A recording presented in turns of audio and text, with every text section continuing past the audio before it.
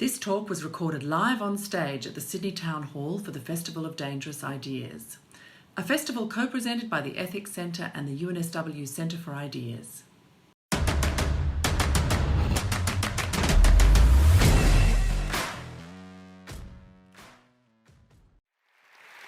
Thank you. Thank you. Oh, stop. No. Stop it. Now. Oh, I'm horrified that you won't make as loud a noise when I've finished. That's the key. And I'm sorry that none of you got, well, you did, the memo about having to wear a tie. I arrived here last night. I'm going back to England tomorrow morning. It's insane, but rather wonderful. And I feel a little bit spaced out and high, which jet lag can do. So if I go weird, don't blame me too much for it. Where to begin? Where to begin? I must, of course, thank the Festival of Dangerous Ideas for two things. Firstly, for instituting an annual oration named after and honoring the work and ideas of Christopher Hitchens, a man I was proud to call friend, and secondly, having founded such a series, for inviting me to be the one to inaugurate it, a task for which the following minutes will show I am radically, fundamentally, and frighteningly ill-suited. There will be people watching or listening to this who may not be familiar with Christopher Hitchens, who died just shy of exactly 7 years ago. A long time in our world. We've all passed a lot of water since then. Really. I was reaching for another phrase and it didn't quite come. For those young enough to have missed him then, I will attempt a brief biographical sketch. Christopher Hitchens, the Hitch, but never Chris, was a British-American journalist, essayist, polemicist, contrarian, bon viveur, orator, political historian, social critic, author, and thinker. I've written more than once that his preternaturally fluent articulacy, breadth of learning, extraordinary recall, diablerie, sauciness, and panache raised the art of debate to a level of mastery unmatched in his lifetime. And I am far from the first to have observed, too, how keenly his absence is felt today by all who value intelligent, knowledgeable, passionate public discourse and the thrill of informed, free thinking. As Wordsworth said of Milton, Hitchens, thou shouldst be living at this hour. While I am honored beyond my ability to express the fact to be asked to talk under the banner of his name, I have nothing like the knowledge and experience Christopher accrued in his too short lifetime. He made his bones in the adversarial world of British left-wing political discourse, where reflex, confidence, intensity, and unswerving conviction were the minimum requirements for survival. Starting out as a stout but idiosyncratically heterodox Trotskyist, he disavowed Trotskyite. He trod the well-worn path of 60s fellow traveler, visiting Eastern Bloc satellite states as well as the expected Latin American, Middle Eastern, and Asian flashpoints. He mastered the complexities of Vietnam, Cyprus, Palestine, Central America, South Africa, Cuba, and the Balkans, espousing just the views that you would expect of a leftist forged in the fires of street demos, student sit-ins, and fevered meeting rooms. This period saw the beginning of his lifelong animus against Henry Kissinger, whom he publicly and repeatedly decried as a war criminal, hoping to induce a civil action that never came. The greatest regret of his death is that Kissinger outlived him. The Hitch's latter years were dominated, in the public's imagination at least, by many well-publicized assaults on religion. His book, God Is Not Great, was a huge bestseller and forever cemented the public's view of him as one of the atheist, the new atheist, as they were called, four horsemen, alongside Sam Harris, Daniel Dennett, and Richard Dawkins. The dangerous idea of the book was not the assertion that God is not great, but the subtitle, that religion poisons everything. A thesis the book hunts down, tests, and validates in every direction imaginable. But Christopher was responsible for ventilating ideas more alarming than this, and more dangerous to his own comfort and ours. Ideas often inimical to what might be considered his core supporters. His visceral loathing of all things Clintonian seemed to propel him towards something close to an amity with George W. Bush. Now, we now regard George W., of course, as a pattern and paragon of dignity, wit, grace, intelligence, moderation, truthfulness, wisdom, and integrity. So it may be hard for some of you to recall that the Hitch's approval and apparent accommodation with him coincided with the left's view that Bush was the most extreme, imbecilic, and dangerous right-winger that the Republican Party could ever dream up. That such innocent times could ever have been. Bliss was it in that dawn to be alive, but to be young was very heaven, to hit up on old Wordsworth once more. In the late 90s, Christopher's belief that a military presence in Bosnia-Herzegovina was urgently necessary had already opened up new fault lines between him and the broad left.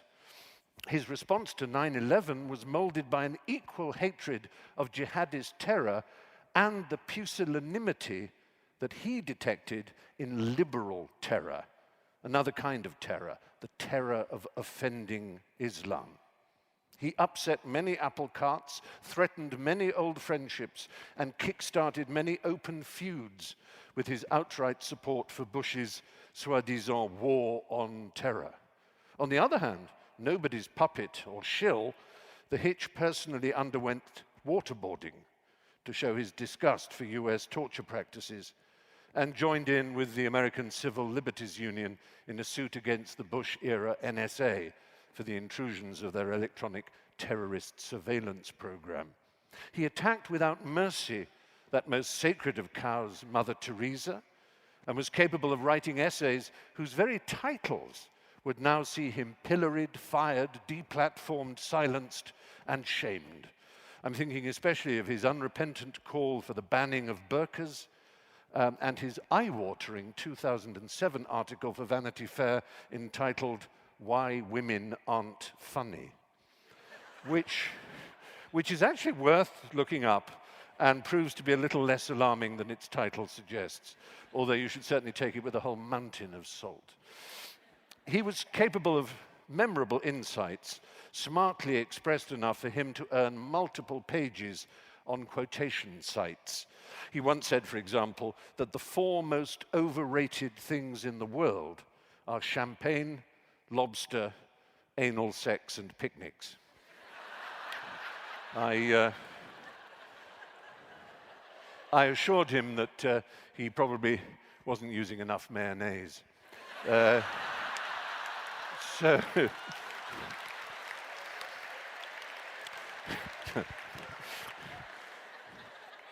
combative, merciless, and unyielding, the hard core of Hitchens was always leavened by a fizzing yeast of humor. Being funny and finding the world funny were not incidental to him. The places of war, Woodhouse, and Wilde in his pantheon were central and defining. Only serious people have a sense of humor. Only those who best understand the world can make us laugh. And how fortunate we are that this child of the 60s and 70s did at least make it into the YouTube era. For many of his Hitch slaps, his coruscating flagellations of the dim-witted, malevolent, ill-informed, and unprepared live on in cyberspace, as well as in the pages of his many articles, essays, and books. How someone who socialized, drank, dined, debated, broadcast, wrote, and traveled so much also found time to read and think so widely and deeply was a mystery that puzzled even those who knew him well. So yes, Christopher, thou shouldst be living at this hour to tell us what to think, or at least how to respond to all that is happening in our sublunary post-Hitchens world.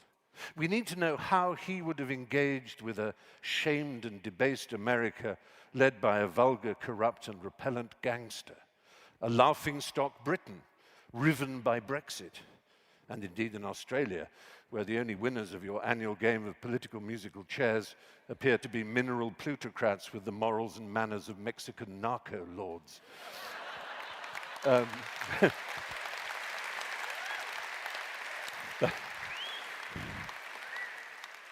It is clear what Christopher thought of Hillary Clinton, but what would he have made of Bernie Sanders and Jeremy Corbyn? Would he have respected or fiendishly triggered the pampered campus darlings in their safe spaces? How would he have reacted to the imperial rise of the Silicon Valley tycoons and the imperiling rise of social media and its manipulators? Well, you don't have Christopher this evening, I'm afraid. You have me, and how different we are. Where Christopher was brave, resolute, and careless of giving offense, I am timorous, insecure, and ever in dread of upsetting, and I must be honest, of being upset. If not a snowflake, I am perhaps a hailstone. A little firmer, but still likely to melt under much heat. No street fighter, I'm not fond of cut, and I generally run away from thrust. Hitchens was tempered in the furnace of Trotskyism, hard journalism, and fearless foreign desks. He lived for controversy, pugnacity, and uproar. I pop up from time to time and say things in a hand-wringing, cardigan-y sort of way. Ever anxious not to offend. I have been called an activist, but I think it's too strong a term. I did share a platform with Hitchens in debate a number of times. I have views and I do express them, but generally I duck out of politics and haven't written for a newspaper or magazine for decades, save the occasional mild op-ed or fulsome obituary. So when I sat down to start sketching out some ideas for this most unusual gig, this festival of dangerous ideas, I tried to imagine what it was that was wanted or expected of me. The cynic in me wondered if the organizers hoped I might let loose something controversial enough to cause a real ruckus, something which might offend someone or everyone enough to create a wild fluttering in the digital dovecotes, enough to put the Festival of Dangerous Ideas even more boldly on the map than it is already. The festival, like any person or institution these days, wants social media eyeballs, likes, hates, favoritings, and retweets. Go on then, Stephen, I imagine them urging me, say something so dangerous that we get publicity and kudos. I don't know why I always imagine Australian speakers if they've got heartburn. It's weird. So, say something that'll give us kudos. Even if you get silenced, slapped, shamed, or deplatformed, redacted, and exiled from society. But I'm sure that such a suspicion is just my cynicism and that the organizers have no such wish. But do I have any dangerous ideas with which to fulfill the brief and justify my long journey here? Anything Hitchens-like to offer the world? Well, certain things are apparent as I stand here today. So let me try to outline a view of the landscape as I see it. There's little original in the observations upcoming, but it's worth trying to restate what I know people are saying every day around the world in pubs, clubs, schools, workplaces, and homes. A Grand Canyon has opened up in our world, and the crack grows wider every day. As it widens, the armies on each side shriek more and more incontinently at their perceived enemies across the divide, their gestures and insults growing ever huger, cruder, and louder. But as the fissure widens and the distance between the two sides increases, the chances of either group hearing or interpreting the other, even if they wanted to, which they don't, decreases. The hatred, contempt, distrust, fear, and abhorrence each feels for the other is absolute, immovable, implacable, visceral. I, and millions like me, do not have a place on either side. You can find us cowering down in the ravine below, while the armies clash, clatter, and screech above. Who are then these two mighty clashing forces? Well, on the one side are ranged the newly energized battalions of the populist right, or alt-right, or nativist right, for whom what they call political correctness, globalism, internationalism, and the ideals of social justice are dragons to be slain by their fearless, taboo-busting white knights of the cross. They claim to stand for ordinary people, tired of the failures, the moral relativism, and all the virtue-signaling pieties of progressive politics, and to champion values that magically combine Christianity and libertarianism. Classical liberalism and the values of the Enlightenment evoke nothing but contempt from them. Against them, across the ever-widening chasm, are massed the armies of a new ideological left, a generation of illiberal liberals, intolerantly fixated on identity politics, semi-schooled in impenetrable academic prolixities, and prone to gabbling on about things like cultural appropriation in comically sanctimonious and barely literate jargon. Classical liberalism and the Enlightenment evoke nothing but contempt from them, too. Such intellectual authority as either side can lay claim to derives from preposterous academic Ayn Randianism, objectivism on the one side, and nonsensical post-structural hermeneutics and identity studies on the other. Relentless, sanctimonious finger-wagging talk of the patriarchy, heteronormative cisgenders, and white privilege here, and equally insane nonsense about traditional values, sovereign isolation, and the threat to pure culture of migration and miscegenation there. Is this what is meant by the fine art of disagreement? It leads me to my first dangerous idea. Dangerous idea number one: a plague on both their houses. The only winning move is not to play. It's fine, I'm gay, I don't have children, I'm in my 60s. What does it matter to me how the world will be in 20 years' time? I'll be on my way out then, if not gone already, leaving not a trace of DNA behind. Why should I give a raspberry fuck about trade wars, growing nationalism, species depredation, education standards, house prices, and the growing tidal wave of ignorance, lies, and corruption that deluges the public sphere? Why should I align myself with angry, illiberal, intolerant, and shouty people of any political hue? Let them fight it out amongst themselves. To hell with what George Orwell characterized as the smelly little orthodoxies which are now contending for our souls. What have I got to lose, after all, other than being annoyed by it? Prosperous, liberal elitists like me are unaffected by the culture wars. We can happily fritter away our time listening to opera, reading poems, and sipping fine wines while the factions above us explode in a Western saloon brawl, busting each other's jaws and breaking chairs over each other's heads. Why shouldn't I duck out of the way? Why not? Seriously, why not? I'm not suited to insults and pugnacity. Everyone else is so certain, so filled with passionate intensity. I lack all conviction. If those phrases sound familiar, I'll remind you of the opening verse of W.B. Yeats's The Second Coming, which he wrote almost exactly 100 years ago. Turning and turning in the widening gyre, the falcon cannot hear the falconer. Things fall apart, the center cannot hold. mere anarchy is loosed upon the world. The blood-dimmed tide is loosed, and everywhere the ceremony of innocence is drowned. The best lack all conviction, while the worst are full of passionate intensity. The philosopher and mathematician Bertrand Russell put it this way: one of the painful things about our time is that those who feel certainty are stupid, and those with any imagination and understanding are filled with doubt and indecision.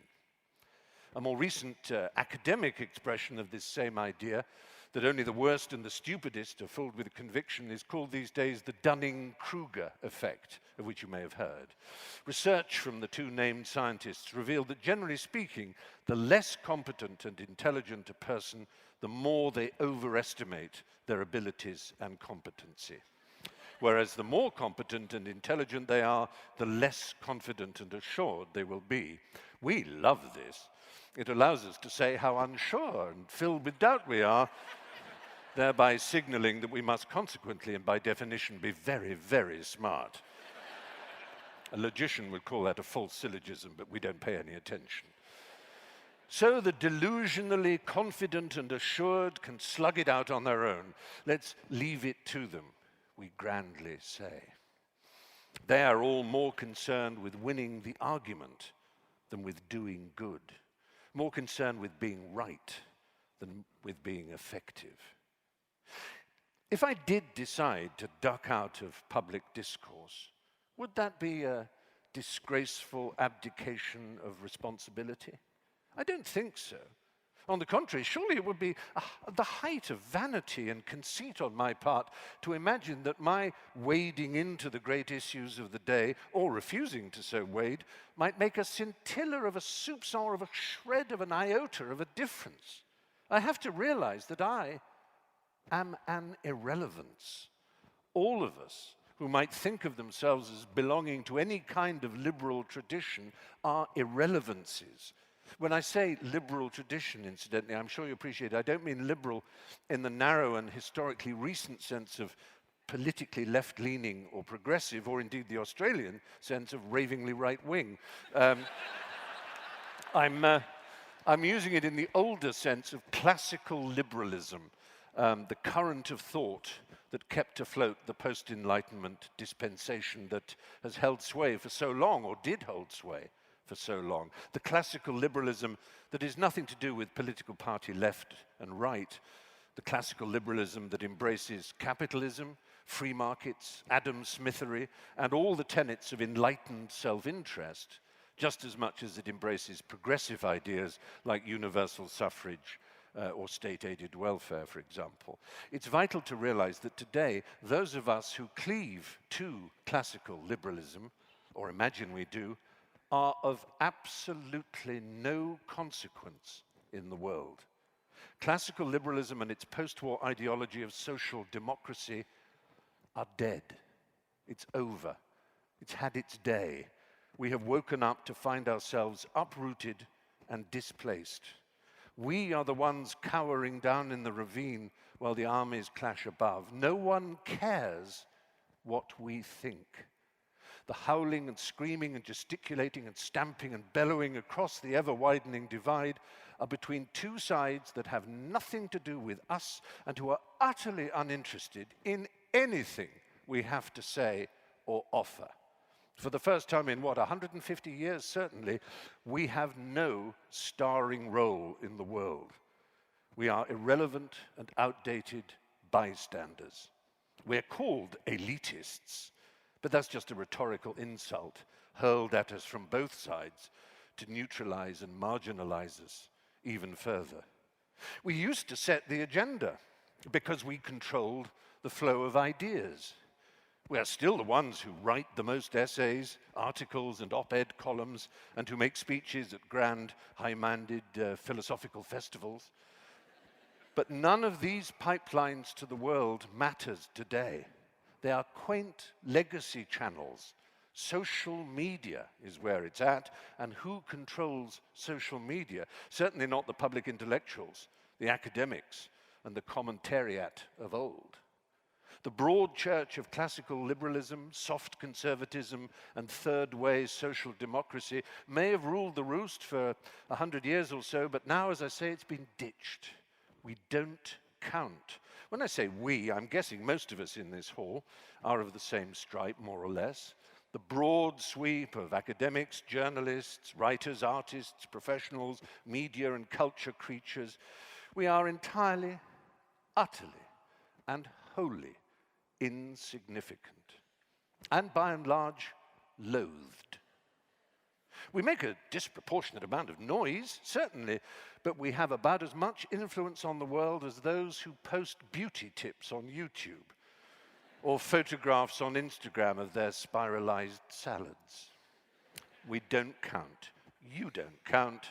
I don't count. I have opinions, and I don't mind sharing them from time to time, but I shouldn't kid myself that they will ever change anyone's mind. The expression of my views endorses, cossets, and comforts only those who already share them. Everyone else is irritated, unimpressed, and entrenched deeper into their certainties. King Canute taught us our impotence and arrogance when it comes to the natural tides. Let us understand our impotence and arrogance when it comes to the tides of public opinion, too. After all, the dark truth of the perfect cultural storm raging about our ears is that there's no shelter from it. When siblings row, they can turn to their parents for arbitration.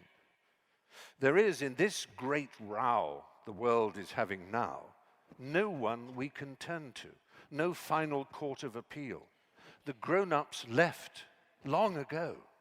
There is no locus of authority, not even a fake Wizard of Oz behind the curtain.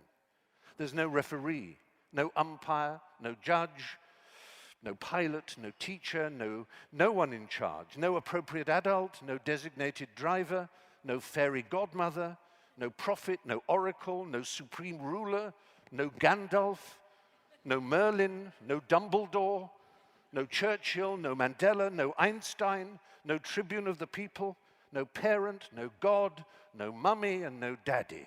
It's game over, people. Sip the wine, take your pleasure where you may. It's Lord of the Flies. The conch is smashed, Piggy is dead, and the rampaging, ululating tribes in war paint are all that's left on the island. So duck into the undergrowth and let them destroy each other. I tell myself to adopt that position. I urge myself to. I assure myself that A, the world is not my problem, and that B, even if it is my problem, it would be the height and depth of arrogance in me to imagine that my lone, querulous, old-fashioned voice could make a grain of difference in the world's march to catastrophe.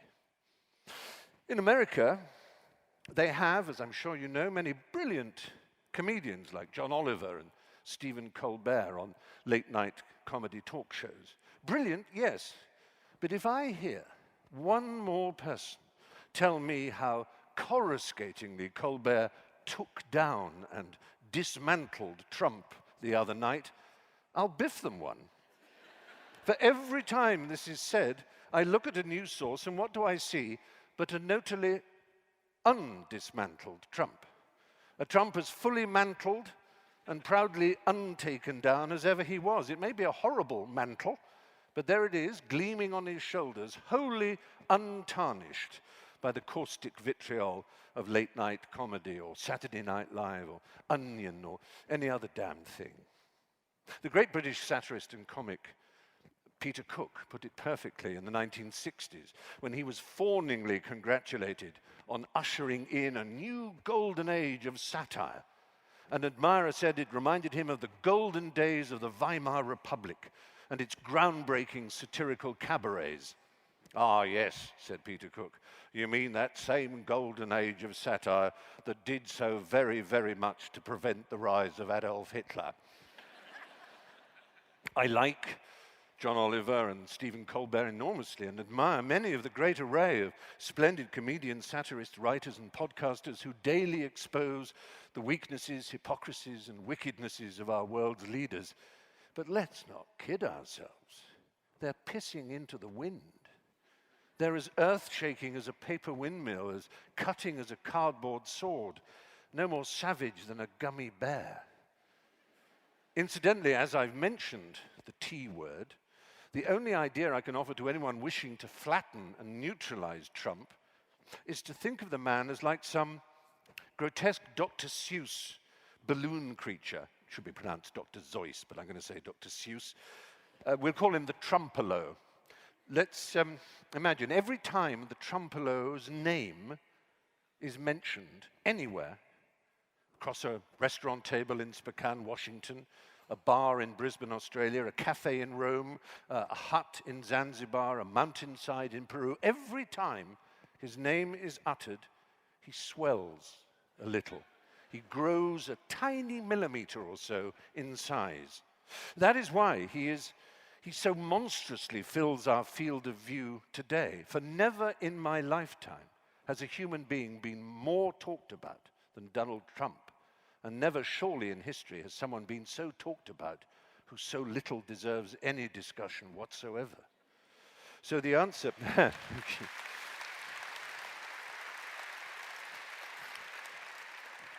So the answer is to pull a Voldemort on him.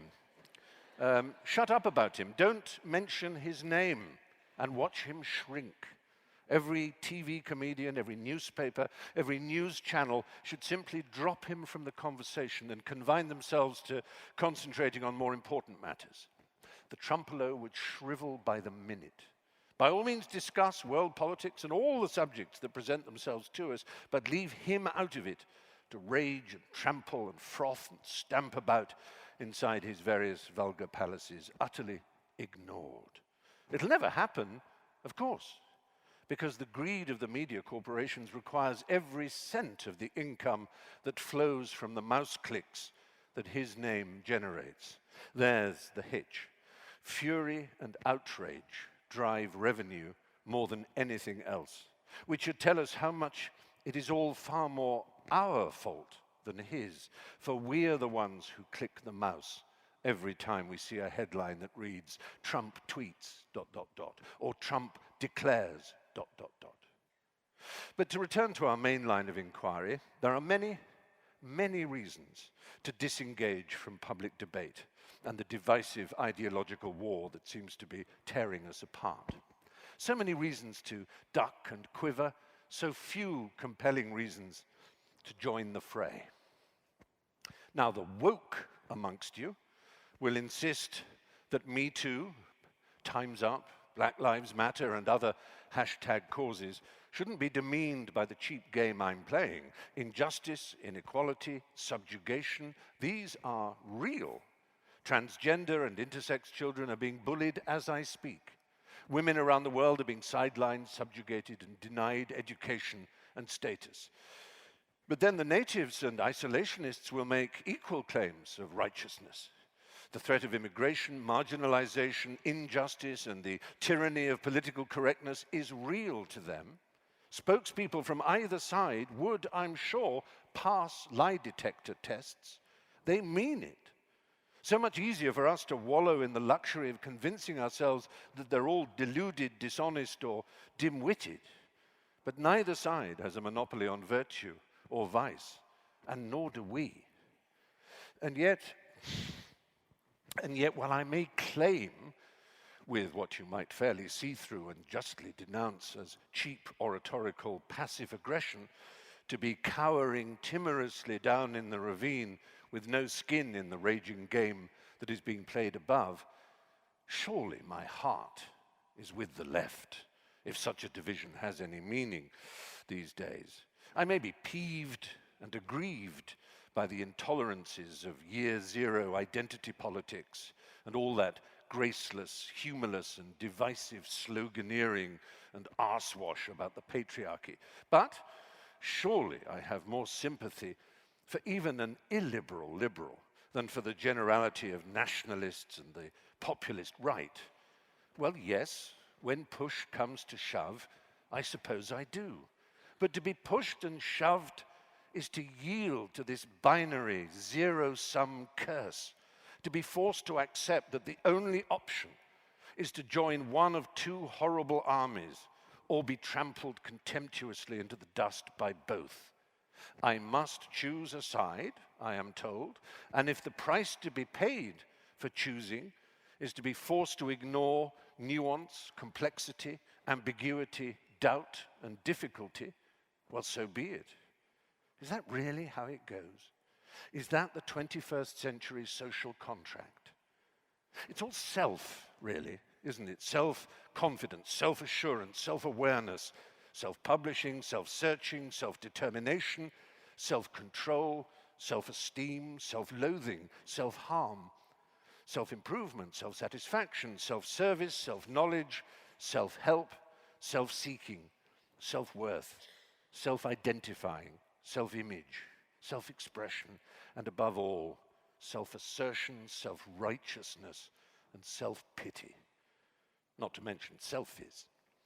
So, how do we subsume or neutralize this overwrought sense of self, which seems so incompatible with the acceptance of the billions of other selves who share the planet with us? Sacrificing one's sense of self for the sake of a group is hardly the answer. Jihadists, assassination squads, and secret police all subsume the individual self into the group identity. The world has suffered enough from ideologies that privilege the group, the state, the crown, the cross, the crescent, the corporation, the party, or the republic over the individual. I've heard people suggest that hope may only come from one, frankly, unlikely direction. In order for our unhappy, childish, squabbing world to unite, this theory goes, we need to be under threat of alien invasion. The moment the Martians attack, we will surely forget our differences and come together under one human banner. All the infantile drivel about Sunni and Shiite, black and white, Protestant and Catholic, male, female, and trans, all our fantastically trivial, parochial, and ultimately meaningless bones of contention and holy causes will melt away when faced with one common alien threat. So the argument goes. It might seem a convincing, if drastic, scenario, but at least such a crisis would bring us together. Only actually, I know that it isn't true. It wouldn't work. We won't unite even under such an existential threat. How do I know this? Because we are already faced with more than one such existential threat, and we are doing absolutely arse all about them. We are, as I speak, standing on a metaphorical beach, looking out towards the figurative ocean, where enormous currents and swells are building on the horizon.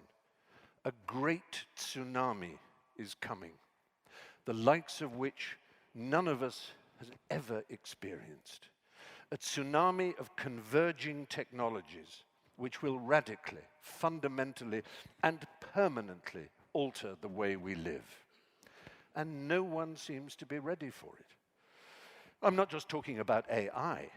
I'm talking about the convergence of a cascade of different technologies, each one of which on its own has the power to transform our lives, but which taken together will utterly reinvent what it is to be human. Genomics and gene editing techniques, such as CRISPR-Cas9, the science of new materials like nanotubes and graphene, brain-machine interfacing, bio-augmentation and bionic enhancement, developments in stem cell technology, mind hacking, brain dumping, the defeat of aging, autonomous transport, the Internet of Things, and yes, quantum computing, robotics, and AI in all its forms of data-fed neural networks, neural laces, unsupervised deep machine learning, etc., etc., etc.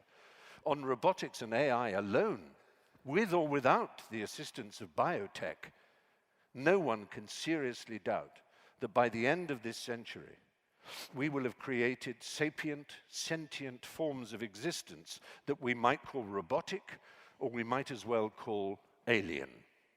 So that life or death alien threat, akin to a Martian invasion, is in fact coming. But are we uniting to deal with it? Are we arse? But that isn't even the only life or death threat. The clock is ticking on our very planet and its climate, oceans, and atmosphere, a threat quite as existential as that of the tech tsunami or a putative Martian conquest. So that ought to be concentrating our minds. Are we uniting to deal with climate change, sea level rise, mass extinction, habitat destruction, and all those horrors? Are we arse? Both threats demand global cohesion, for nations to speak as with one voice, for us to prepare in cooperation to regulate and plan, to devise schemes and strategies for the good of us all. But as already noted, no one is in charge. Treaties are being torn up, and nation-states are being encouraged to retreat into their own mythical, sentimental, self-fantasizing identities. America first, Russia first, China first, Germany first, India first, and now Brazil first. The UN has never been weaker, international cooperation never more tenuous and half-hearted. Without any kind of international cooperation, vast corporations who already own and control most of the data, or data, as you like to say, which is the food and fuel on which AI feeds, they will also own the technological future, and us. Or rogue states, untrammeled by restrictions of any kind, will recklessly pursue avenues of genetic and biological hacking in which clones, mutations, freak designer babies, autonomous weaponry, and all kinds of unregulated horrors will be loosed into the world, while all the time the climate and atmosphere become more hostile to our very existence. We may get to vote on the kinds of dicks and deadbeats who fill our parliaments and congresses, but we don't get to vote on our future. That will be decided elsewhere. Our opinions are not sought. So here we are, blind as moles, engaged in ugly and unappealing struggles over identity politics, nationhood, and other such fatuous, outmoded notions, while the planet on which we depend for life is gasping for air, and a technological tsunami threatens to engulf us and redefine us without our consent. It's not dangerous ideas, it's dangerous realities that should concern us. Well, Stephen, you've laid out a pessimistic dystopian vision of the world, going to hell in a handcart, but where are your solutions? Oh, we've run out of time. Will you not even lay down the smallest clue that might help us out of the maze? Well, I'm in a happy position to tell you that I can indeed help. My dangerous idea number 2, which is absolutely guaranteed to work, will cure our society of almost all its ills at a stroke. It's relatively cheap and easy to implement. I really do think I have hit upon the answer.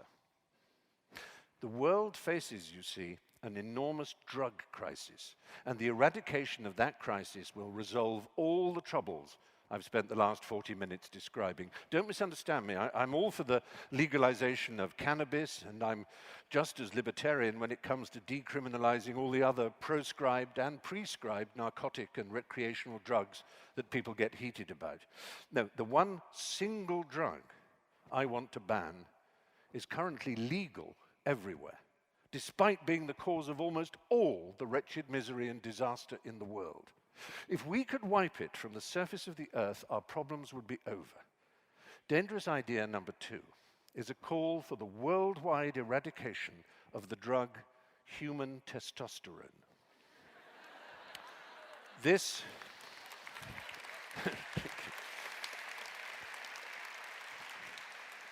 This one horrifying, dangerous substance is responsible for all the aggression, adversarial hatred, distrust, territoriality, oafish violence, pride, posturing, competitive anger, militarism, acrimony, and enmity that is destroying us. Ban the filthy stuff, outlaw it, fill our reservoirs and water supplies with androgen suppressants, and that one single benevolent act will solve everything. If you've ever seen the difference between a prowling, yowling, shagging, spitting, scratching, biting tomcat and a purring, podgy, blissed-out, licky-loving spade cat, you will know I am right, and this idea is the answer.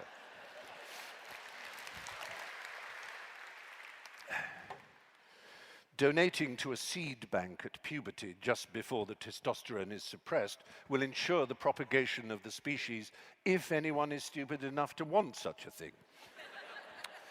But just as the TV comedians and social media and news channels will never agree to solve the Trump problem by refusing to utter his name ever again, so no one will take the decision to enact this desperately needed prohibition of testosterone. There's the hitch. It's a shame, really, to have the answer within our grasp and yet lack the courage or resolve to see it through.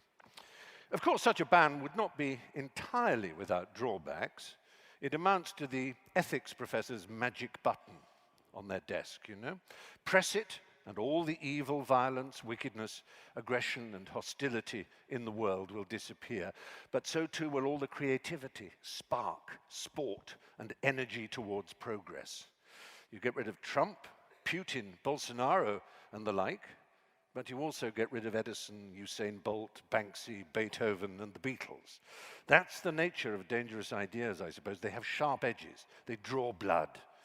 So we can't suppress testosterone. We can't suppress the self. We can't suppress mention of Trump. What can we do?